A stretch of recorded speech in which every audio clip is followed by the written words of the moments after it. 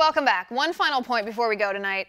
Now, I've avoided talking about this story because I don't want this show to stoop to the level of gossip. There's a lot of serious stuff happening in this world, and a catfight between the president and a TV host is not high on my list of priorities to share with you in the limited 1-hour slot that I get. But before we do end the show tonight, I want to make one quick comment because a lot of you have asked me what I think of this.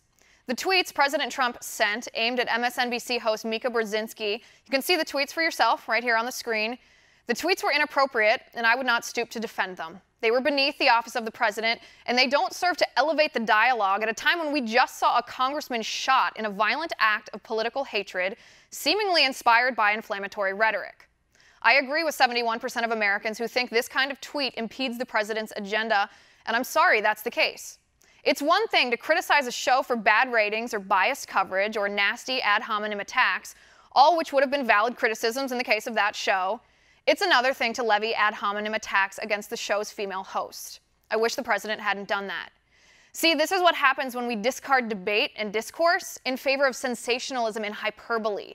Outrage is used as a political tool which trivializes real situations that actually warrant outrage, like when Muslim women are burned to death because they refuse to be sex slaves to ISIS fighters, or when 323,000 unborn babies are killed in the womb every year by Planned Parenthood, or when little girls, 7, 8 years old, are subjected to female genital mutilation and feminists don't say a word about it, or when women, like me, are denied the right to bear arms, even though guns are the great equalizer and 200,000 times a year we protect ourselves against sexual abuse with firearms.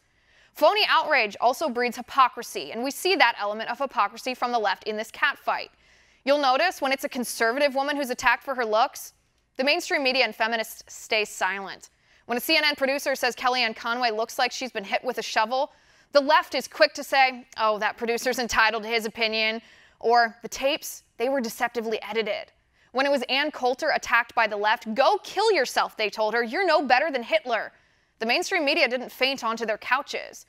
There was a time when pretending to diagnose somebody with a mental illness when you're neither qualified nor a doctor was called quackery. Now it's just an average Friday morning for Morning Joe. The crux of the matter is, the dialogue in our nation has a problem. If you don't agree with a political policy, say so. Say, I don't agree with this policy and here's why. I don't agree with Obamacare because premiums have skyrocketed. Deductibles are unreachable. We're paying out of pocket for medical care on top of the enormous premiums. 30 million Americans were kicked off their insurance plans because of Obamacare. 29 million Americans still don't have coverage.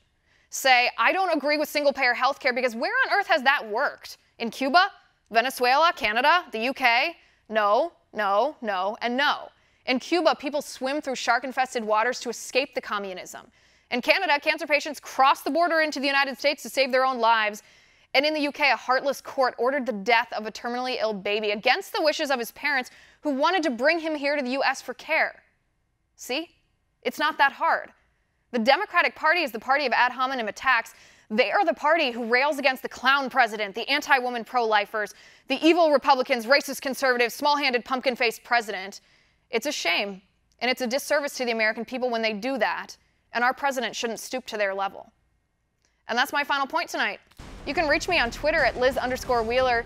If you liked the show, please send me an email at oann.com/contact. In the meantime, catch us here tomorrow at 9 p.m. Eastern, and until then, have a good night.